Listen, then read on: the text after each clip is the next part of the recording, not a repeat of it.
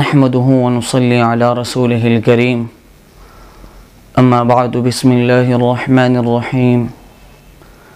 عزتمندو، زمون پزړونو کې د رمضان المبارک احترام پکار دی. الله پنځ باندې رمضان المبارک ډیره معززه، ډیره د برکتونو او الله رب العزت ته ډیره ورخوښه میاشت ده. عزتمندو، برکات رمضان کتاب کې یو قصه او واقعه را نقل کړې ده د نزهة المجالس نه. په هغې کې د یو مجوسی واقعه ده. وی په یو علاقه کې مسلمانان غالب وو او هغې ترمنځ کفار به هم اوسېدل. رمضان المبارک میاشت وه او یو مجوسی زوی په رمضان المبارک ایامو کې په ورځو کې کل عام خوراکه کوله. دا مجوسی خپل زوی ښه بیزته کو او ورته وویل تا ته پته نشته چې آیا دا میاشت د مسلمانانو دپاره ډیره محترمه او ډیره مقدسه میاشت ده. په دې ایامو کې په ورځو کې مسلمانان خوراکونه نه کوي او ته کل عام خوراک کې ښې بیزته کو. ورځې دي تیریږي، د مجوسي له مرګ رالی. د دې کور خواته یو بزرګ اوسېدو.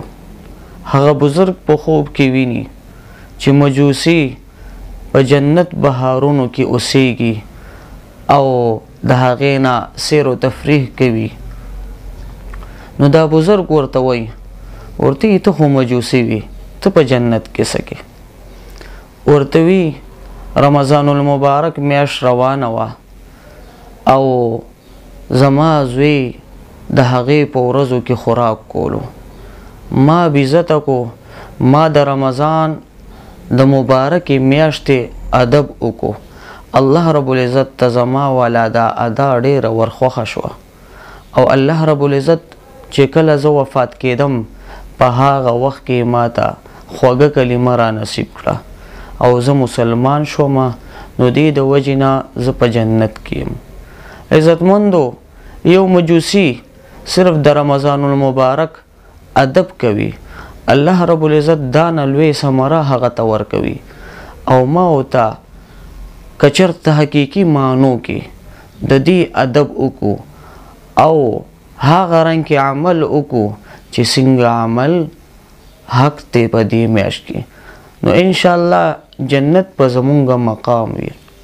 عزتمندو، الله رب العزت ته طرف نه ګویا کې موږ ته 3 چیک بوکه راکړی شوي دي.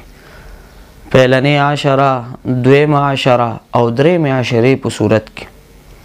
اوس په دې پهلنۍ عشره کې چا چیک بک کې سانه نیک اعمال ولیکل، په دویمه عشره کې چا سانه نیک اعمال ولیکل او په درېمه عشره کې چا سانه نیک اعمال وکړل.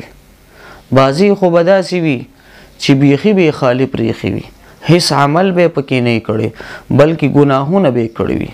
الټه به په ده باندې د هغې مواخذه وي او بعضو به په لکاو او په عربهاو انداز کې په دې کې نیکیانې ګټلې وي.